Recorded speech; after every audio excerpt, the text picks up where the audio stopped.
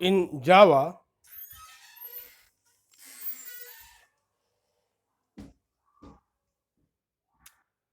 we have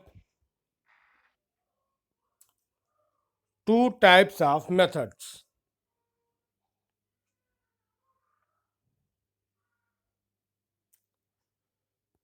One is known as one is known as instance method,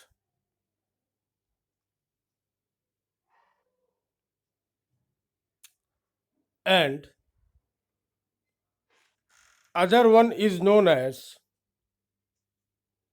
other one is known as class method.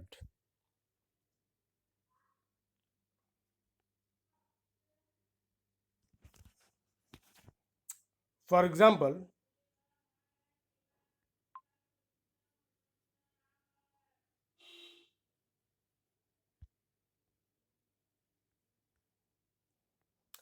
let us consider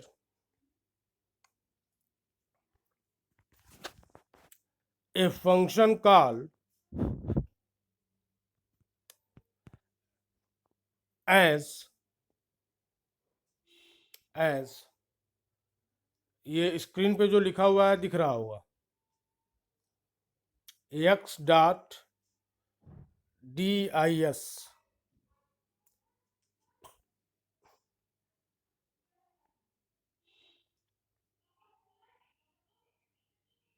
हो गया। लिखो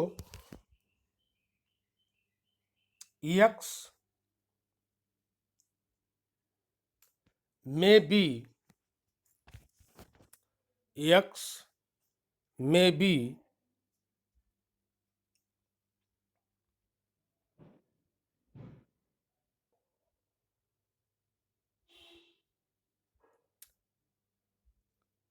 an object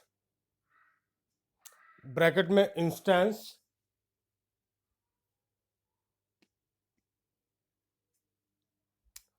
or x may be a class.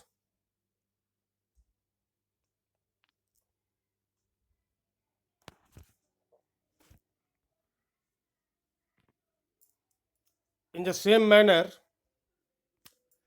in the same manner, the method dis, the method dis may be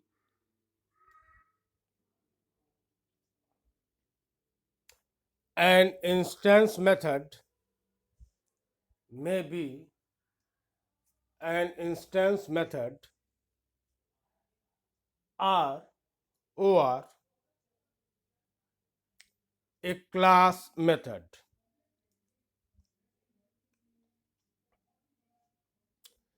It is to be noted that it is to be noted that instance method is called with the help of with the help of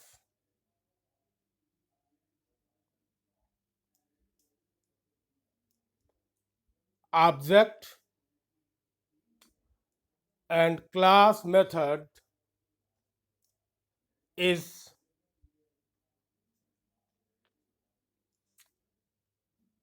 called by class name.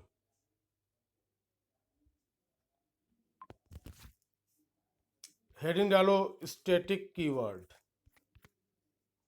Static keyword.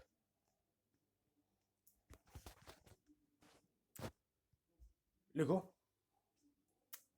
whenever whenever sorry a static keyword can be used can be used with number 1 class, number 2 method, number 3 variable. The static keyword can be used with class, method and variable.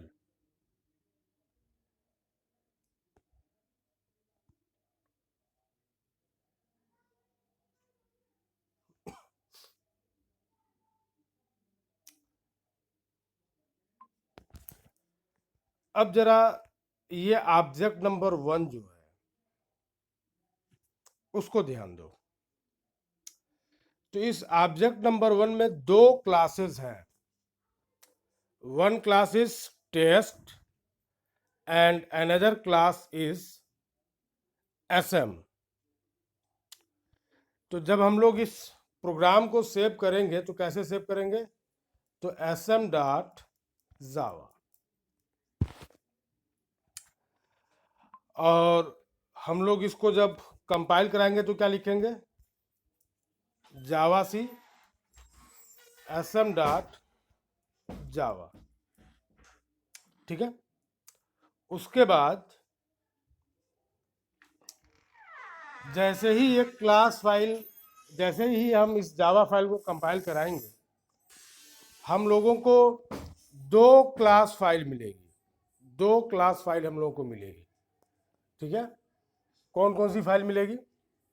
एक मिलेगी SM dot class और दूसरी मिलेगी test dot class. SM dot class और test dot class. अब ध्यान ये देना है कि मान लो कि हम कोई प्रोग्राम बना रहे हैं और उस प्रोग्राम में जो है 10 क्लासेस हैं। ठीक है। उसमें जो है 10 क्लासेस है। तब क्या होगा?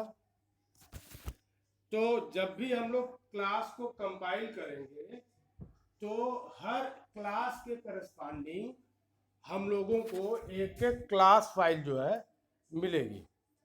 ठीक है। अब एक कंसेप्ट आता है जिसको हम लोग बोलते हैं सेल क्लास, जिसको हम लोग बोलते हैं सेल क्लास। तो सेल क्लास कौन सी क्लास होती है? तो सेल क्लास वो क्लास होती है जिसमें ये वाला मेन मेथड हो, public static void main string ARGS। ठीक है। तो जिसमें ये मेथड होगा उस क्लास को हम लोग बोलेंगे सेल क्लास। ठीक है। हम लोगों को ये पता है कि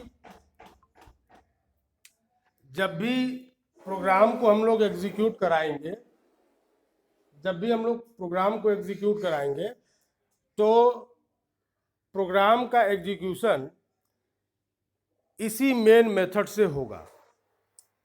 तो सेल क्लास किसको कहते हैं? तो वो क्लास जिसके अंदर ये वाला मेन मेथड है, यही हमारे प्रोग्राम का एंट्री पॉइंट है। अब हमने कहा कि जब हमने इसको कंपाइल कराया तो हमको 2 चीजें मिली, टेस्ट डॉट क्लास और SM dot class. SM dot class. अब जब हम इसको रन कराएंगे तो हम लोग क्या लिखेंगे? तो हम लोग लिखेंगे जावा और एसएम। ठीक है। कल वाले, अच्छा ये चीज जरा है, इसको अभी थोड़ी देर के लिए मैं होल्ड कर रहा हूं। अभी एक चीज और जरा देखो। तो जैसे ये डिस्प्ले मेथड हमने कॉल किया है, तो डिस्प्ले मेथड चूंकि स्टैटिक मेथड है तो इसको कॉल करने के लिए मैंने टेस्ट का इस्तेमाल किया हुआ है। मैंने लिखा है टेस्ट डॉट डिस्प्ले। और हम लोगों को ये बात पता है कि स्टैटिक मेथड जब भी यूज होगा, जब भी कॉल करना होगा तो क्लास का यूज हमको करना पड़ेगा। अब जरा ध्यान दो, जब हमने कहा कि इस प्रोग्राम को मुझे रन कराना है तो मैं क्या लिखूंगा? मैं लिखूंगा जावा और एसएम और फिर हम उसको एंटर करेंगे। तो जावा मतलब जेवीएम। तो जेवीएम को हम बोल क्या रहे हैं कि एसएम नाम की क्लास फाइल जो है उसको एग्जीक्यूट कराओ। एसएम नाम की जो क्लास फाइल है उसको एग्जीक्यूट कराओ। तो हमारा जो जेवीएम है वो एसएम नाम की जो क्लास है उस क्लास में इस मेन मेथड को सर्च करेगा। किस मेन मेथड को? The main method having following properties. Main method जो पब्लिक हो, स्टैटिक हो, वाइड हो और वो स्ट्रिंग एरे जो है एक्सेप्ट कर रहा हो। ठीक है। और अभी हम लोगों ने क्या देखा कि डिस्प्ले को कॉल करने के लिए क्या लिखा गया था? Test dot display. ठीक है। तो चूंकि मेन भी स्टैटिक मेथड है तो मेन को कॉल करने की जिम्मेदारी जेवीएम की है। तो जब हमने लिखा ऐसे जावा और हमने लिखा यहाँ पे एसएम, तो हुआ क्या? यहाँ पे हुआ ये कि जेवीएम को पता है कि इस एसएम डॉट क्लास के अंदर मेन मेथड है। अब वो उसी मेन मेथड को क्या करेगा? कॉल करेगा। अच्छा, जब हम लोग जेवीएम का स्ट्रक्चर देख रहे थे तो जेवीएम के स्ट्रक्चर में एक मॉड्यूल था जिसको बोला गया था क्लास लोडर। तो क्लास लोडर जो है, तुम लोगों को हम वो स्लाइड दिखाते हैं। क्लास लोडर उसका क्या काम है?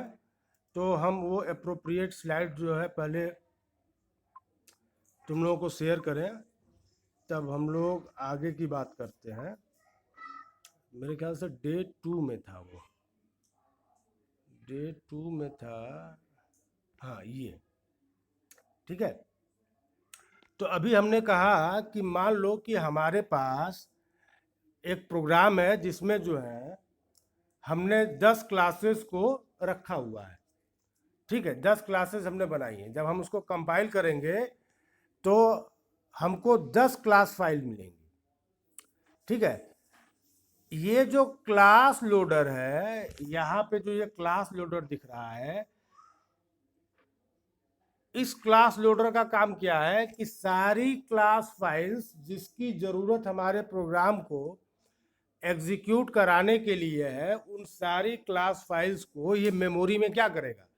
लोड करेगा। अब मैं तुम लोगों को एक बात और बताता हूँ कि जब भी हम लोग स्टैटिक वेरिएबल की बात करेंगे, स्टैटिक वेरिएबल मतलब क्लास वेरिएबल, तो क्लास वेरिएबल की मेमोरी में केवल और केवल एक सिंगल कॉपी मेंटेन होगी। ठीक है। अब आते हैं अपने ओरिजिनल एजेंडे पे। तो वहां पे क्या है? तो यहाँ पे जो है हम लोगों ने रन कराया तो क्या लिखा? एसएम डॉट, हमने जब रन कराया तो लिखा जावा और एसएम। अब मान लो कि हम कुछ ऐसा लिखते लिखते एसएम की जगह पे लिखते जावा और लिखते क्या? टेस्ट। तो हम इंटरप्रेटर को क्या बोल रहे हैं? हम इंटरप्रेटर को बोल रहे हैं कि तुम टेस्ट नाम की क्लास जो है उसको एग्जीक्यूट कराओ। अब हमारा जेवीएम इस टेस्ट नाम की क्लास में सर्च करेगा। किसको सर्च करेगा? तो इस वाले मेथड को सर्च करेगा। अब ये वाला जो मेथड है वो इस क्लास टेस्ट में उपलब्ध नहीं है। तो इस केस में क्या होगा? इस केस में हमको एक्सेप्शन मिलेगा। ठीक है, हमको क्या मिलेगा? एक्सेप्शन मिलेगा।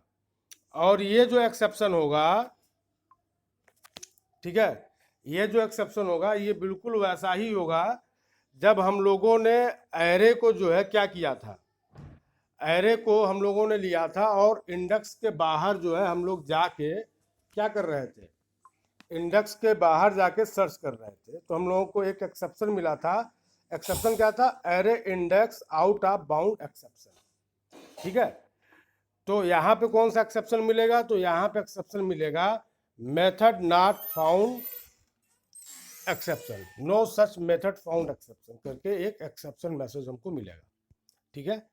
तो ये आज का जो है अपडेट